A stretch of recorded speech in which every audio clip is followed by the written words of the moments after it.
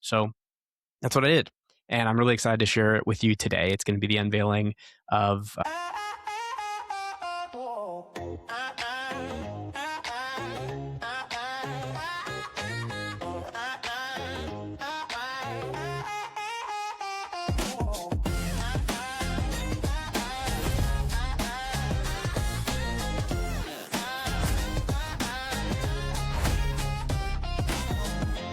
What's going on, everybody? Welcome back to another episode of Curiosity Class. Today, I am super excited to share with you a project that I've been working on for the last couple months. It's been my focus, or one of my focuses in 2026. So I'm super excited to show it to you and do a deep dive into it. So for those of you that don't know by now, I am a real estate investor. And as part of being a real estate investor, the important thing is to understand your numbers and be really detail oriented when documenting your numbers. So what does that mean? Tracking your income, tracking your expenses, and understanding at the end of every month, how much money did you actually make or lose? And in real estate, we call that cash flow. So for me, I focus primarily on cash flow. So if my properties are not cash flowing, I really care about that. And a lot of people track it to different degrees, right? So some people are super, super, super detail oriented and they have every number and every transaction in a spreadsheet that they monitor and update and upkeep. And it's a lot of time and they're very intense about it. And that's great because that's probably what you need to be doing in real estate investing. I took a different approach. I was using a software that did all of those things. It brought in all those transactions, but I just didn't like it. There were a couple of things about it that I wasn't a big fan of. And so I thought, okay, instead of paying money to them, I'm going to basically take the money I would be spending to them and try to build this myself. So that's what I did. And I'm really excited to share it with you today. It's going to be the unveiling of Renovate Hub, which is the product that I built. And I'm super excited to share it with you. So let's dive in. And without further ado, let's go check out Renovate Hub.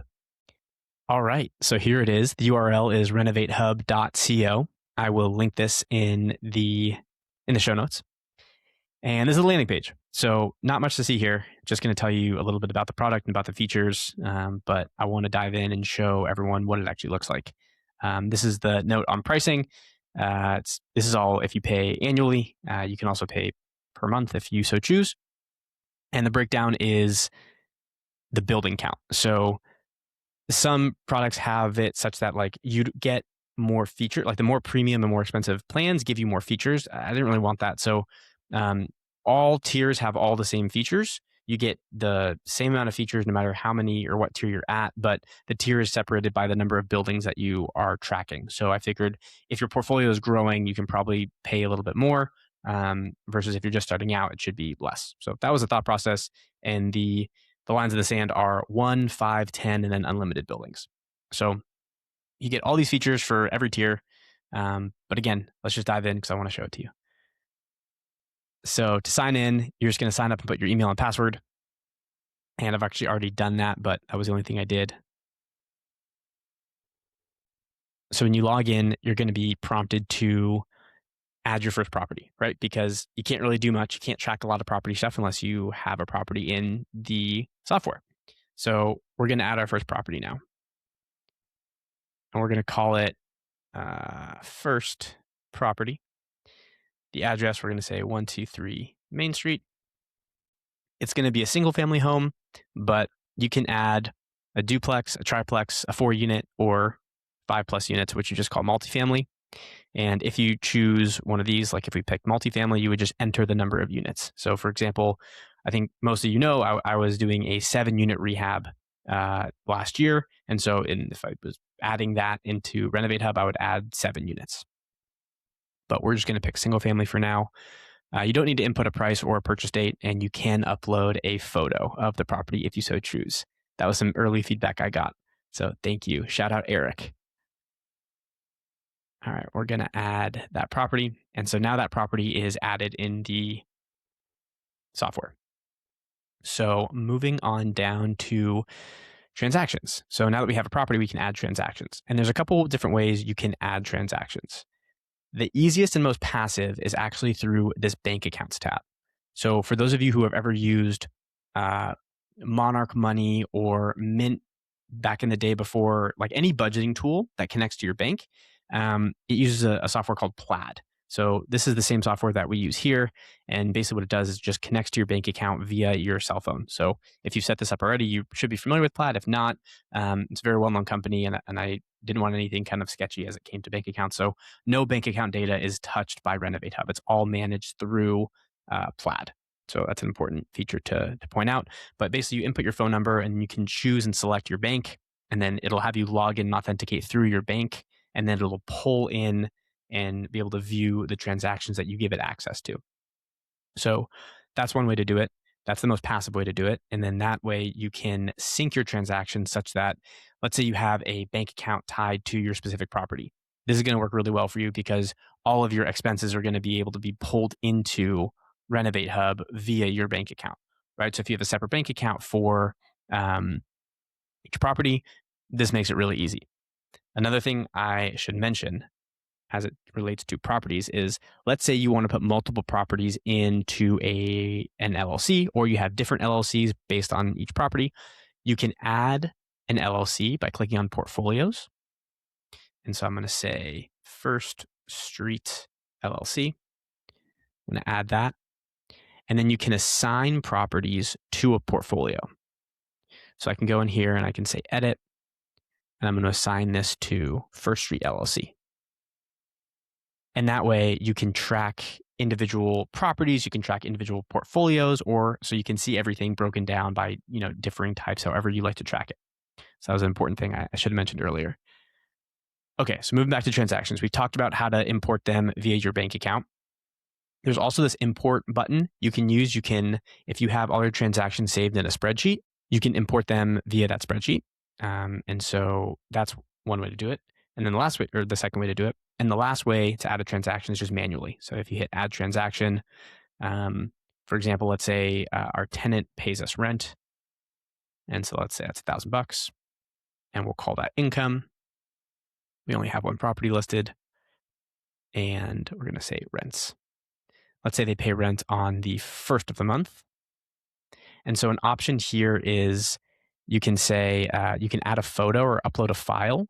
So let's say it wouldn't really be applicable for rent, but if you did have an expense of some sort, which I'll show you in a second, and you had a receipt from Home Depot or something, you can upload that receipt and it should autofill or take its best guess using AI to fill out this transaction for you.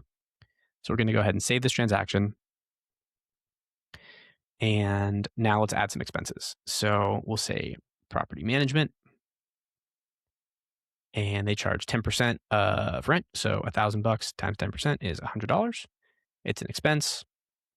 First property, management fees. And so all these categories, you can always choose like a general one at the top here in case you don't want to go as nitty gritty, but I like to include as many as possible for those of you who do like to go nitty gritty. And I'll show you what this all kind of leads to at the end. It leads to a cash flow statement, which I think is one of the coolest features. But we'll call it property management, and let's say they charge that on the 15th of the month. Okay. And I'm actually going to mark this as recurring, and I'll tell you why in a second. And we'll say that it's recurring monthly, and save. And let's add a couple more. Let's say we have our mortgage. So we're going to pay our lender. Let's say that's $500. It's an expense.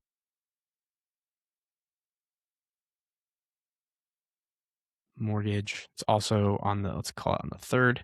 And we're going to mark that as recurring as well. Okay, so now we have a couple transactions added, right? We've got our tenant paying us rent, we've got property management fee that we pay, and we have our mortgage that we pay every month. So when I said I marked it as recurring, you'll see this little icon that says recurring and then the frequency that it's recurring. So if you do need to edit it, you can just click on a transaction to edit it via the pencil, and you can change this frequency to whatever it needs to be. But in this case, there's no change. So what that does is pretty cool. So like if you have your mortgage payment, you obviously pay every month, and you want to go in and add your mortgage for April, right? All you need to do, because it's already marked recurring, is you can come over here to this button, click it, and it'll add the next mortgage payment during the next frequency that you identified here. So in this case, April. We're going to delete that for 1 second. But so same thing for any other transaction that you mark recurring. It just makes it easier so you don't have to go and redo that transaction every time. Also, it gives you a little bit of a precursor. It says your net income here, which is kind of fun. Okay, so before we get to reports, which is one of the coolest things that I think kind of sums everything together and ties it all together, let's talk about rehabs.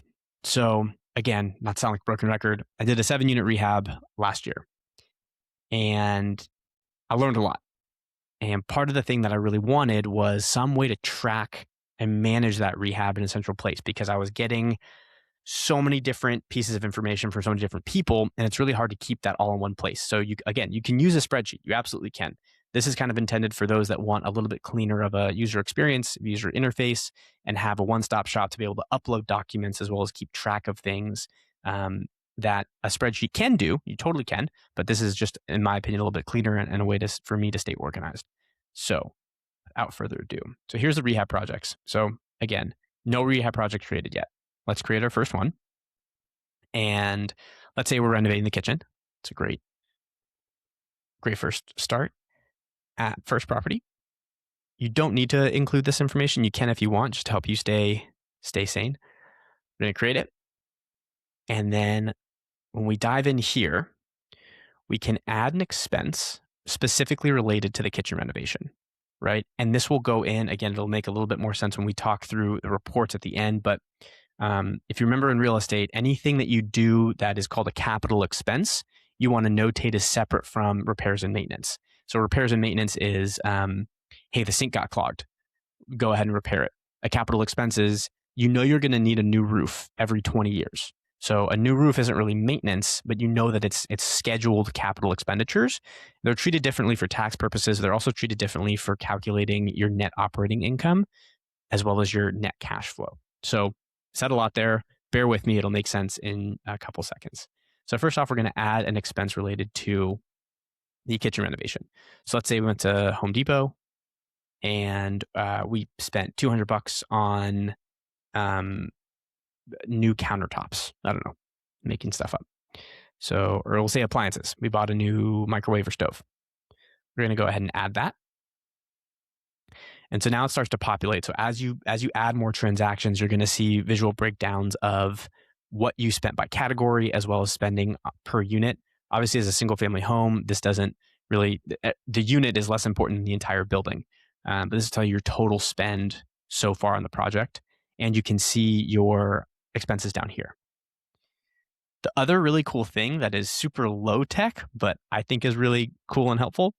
One of the hardest things during the renovation for me was, okay, I'm on the phone 3 times a day with 3 different contractors. They're all telling me different information about different things. I need a way to keep track of them.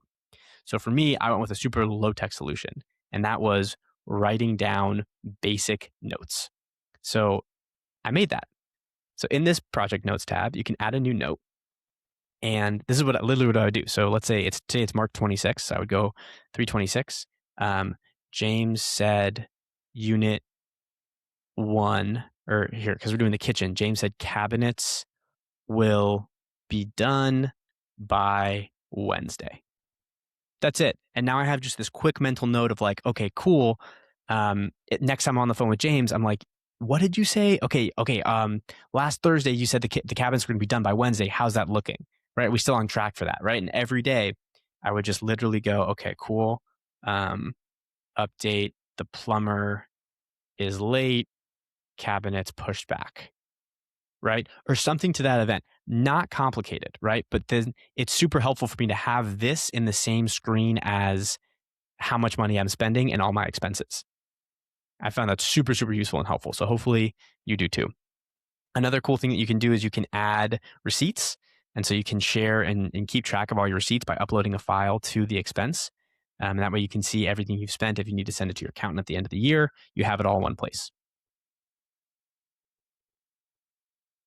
Okay, so all that to say is all that information you've input, and it is helpful to see as you're adding it. I think one of the most helpful parts is when we can pull it all together into a report. So if we click on report, we're going to see that we didn't add information for January and February, right? So that's why the graph is empty for January and February. You can filter by portfolios, by properties, etc. And you can print this as a PDF if you so choose.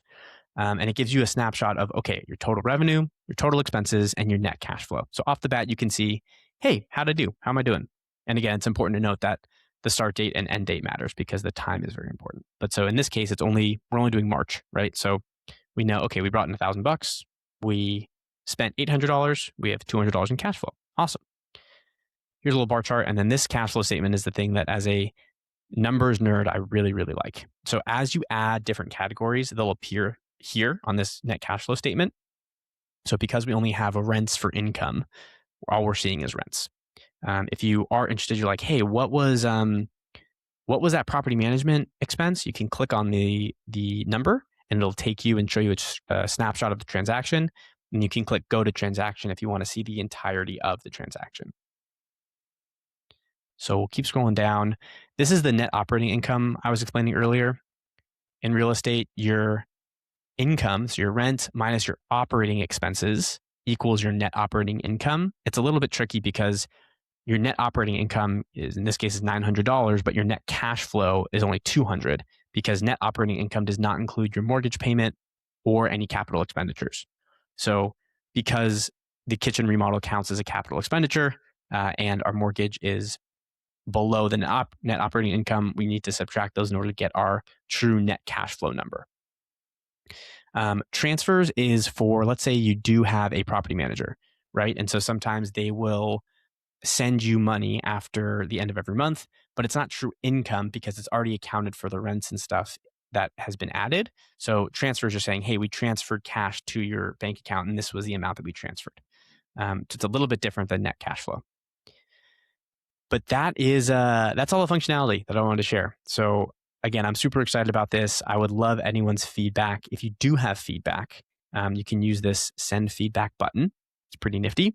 And you can request either a new feature. So you're saying, hey, I'd be really cool if such and send that over and I'll get a copy of it. You can report a bug if something's not working, or if you just want to say, hey, feel free to use other.